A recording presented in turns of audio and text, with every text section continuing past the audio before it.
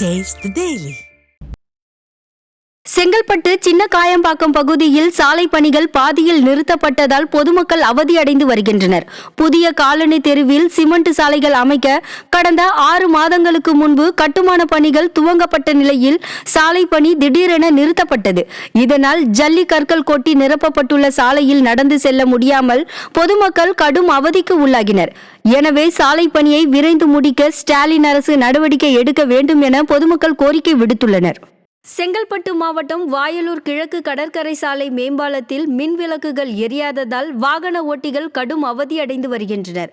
பாலாற்றை கடக்கும் மேம்பாலத்தில் தினசரி ஆயிரக்கணக்கான வாகனங்கள் கடந்து செல்லும் நிலையில் 10 மாதங்களாக மின் விளக்குகள் எரியவில்லை.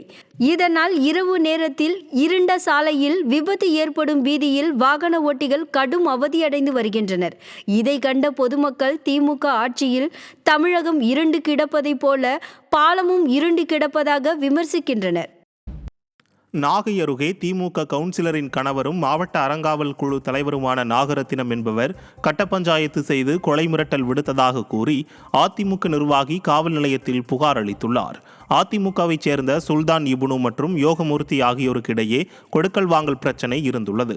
இந்நிலையில் திமுக நகர்மன்ற உறுப்பினரின் கணவரும் மாவட்ட அறங்காவல் குழு தலைவருமான நாகரத்தினம் என்பவர் பணத்தை கேட்டு கட்ட பஞ்சாயத்து செய்து கொலை மிரட்டல் விடுத்ததாக தெரிகிறது. இதனால் தனக்கு பாதுகாப்பு அளிக்க வேண்டும் என அதிமுக நிர்வாகி சுல்தான் இபுனு நாகூர் காவல் நிலையத்தில் புகார் அளித்துள்ளார். திறனற்ற திமுக கட்சியினர் அதிகார மமதையில் செயல்படுவதாக மக்கள் குற்றம் சாட்டியுள்ளனர். சேலம் மாவட்டம் ஏற்காட்டில் கிறிஸ்துமஸ் மற்றும் புத்தாண்டை முன்னிட்டு சுற்றுலா பயணிகள் ஏராளமானோர் திரண்டுள்ளனர். இதைத் தொடர்ந்து ஏற்காடு தாவரவியல் பூங்கா, ரோஜா பூங்கா, படகு இல்லம், குகை கோவில் மற்றும் காட்சிமுனை ஆகிய பகுதிகளுக்கு சுற்றுலா பயணிகள் அதிக அளவு வருகை புரிந்துள்ளனர்.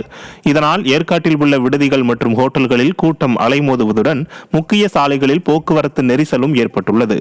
மேலும் அண்ணா பூங்காவில் கிறிஸ்துமஸை ஒட்டி அலங்கரிக்கப்பட்ட குடில் முன்பு ஏராளமானோர் செல்ஃபி எடுத்து மகிழ்ந்தனர். விருதுநகர் மாவட்டம் வெம்பக்கோட்டை விஜய கரிசல் குளத்தில் நடைபெறும் 3ஆம் கட்ட அகழாய்வில் பியான்ஸ் எனப்படும் பீங்கானால் தயாரிக்கப்பட்ட உருண்டை வடிவ மணி, மாவு கற்களால் செய்யப்பட்ட நீள்வட்ட வடிவ மணிகள், அலங்கரிக்கப்பட்ட சங்கு வளையல்கள் கண்டெடுக்கப்பட்டது. இதுவரை 2850க்கும் மேற்பட்ட பழங்கால பொருட்கள் கண்டெடுக்கப்பட்டதாக தெரிவித்த அகழாய்வு இயக்குநர், புதிதாக தோண்டிய குழியிலிருந்து பீங்கானால் தயாரித்த பொருட்கள் கண்டெடுக்கப்பட்டிருப்பதன் மூலம் முந்தைய தமிழர்கள் வட மாநிலங்களுடன் வாணிபத்தில் ஈடுபட்டதும் கலைக்கு முக்கியத்துவம் கொடுத்திருப்பதும் தெரிய வந்திருப்பதாக கூறினார். தஞ்சாவூரில் தயாரிக்கப்படும் நாட்டு சர்க்கரை அச்சு வெல்லத்தை நியாய விலை கடைகளில் விற்பனை செய்ய அரசு முன்வர வேண்டும் என விவசாயிகள் வலியுறுத்தியுள்ளனர். வீரமாங்குடி, மகாலிபுரம், கணபதி அக்ரஹாரம் உள்ளிட்ட 10க்கும் மேற்பட்ட கிராமங்களில் ஆயிரக்கணக்கான ஏக்கரில் கரும்புகள் பயிரிடப்பட்டு ஆலைகளில் அச்சு வெல்லம், நாட்டு சர்க்கரை மற்றும் உருண்டை வெல்லம் தயாரிக்கும் பணியில் ஏராளமான விவசாயிகள் ஈடுபட்டு வருகின்றனர்.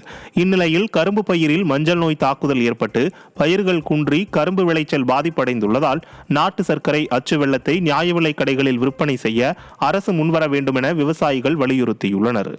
தமிழக அரசே எங்களோட வெள்ளத்தை கொள்முதல் பண்ணி நியாயமான விலை கொடுத்து அரசே கொள்முதல் பண்ணி அனைத்து நியாய விலை அங்காடியிலையும் விற்பனை பண்ணால் அனைத்து விவசாயிகளுக்கும் நல்லதாக இருக்கும். நாமக்கல் மாவட்டம் ராசிபுரம் அருகே வளைவில் திரும்பிய பொழுது ஓட்டுநரின் அலட்சியத்தால் அரசு பேருந்து சாலையின் சென்டர் மீடியனின் மீது மோதி விபத்துக்குள்ளானது. இதையடுத்து பேருந்தை இயக்க முடியாததால் பயணிகள் மாற்று பேருந்தில் அனுப்பி வைக்கப்பட்டனர். அப்போது அவ்வழியாக மதுபோதையில் வந்த நபர் ஓட்டுநரிடம் சம்பவம் குறித்து கேட்டு தகாத வார்த்தைகளால் திட்டியதாக கூறப்படுகிறது. இதையடுத்து மதுபோதை நபரை காவல்துறையினர் முன்பே இளைஞர் கடுமையாக தாக்கினார். அரசு பேருந்து ஓட்டுநரின் அலட்சியத்தால் ஏற்பட்ட விபத்தின் பொழுது தட்டி கேட்க வந்த மதுபோதை நபரை இளைஞர் சரமாரியாக தாக்கிய சம்பவம் பெரும் பரபரப்பை ஏற்படுத்தி உள்ளது.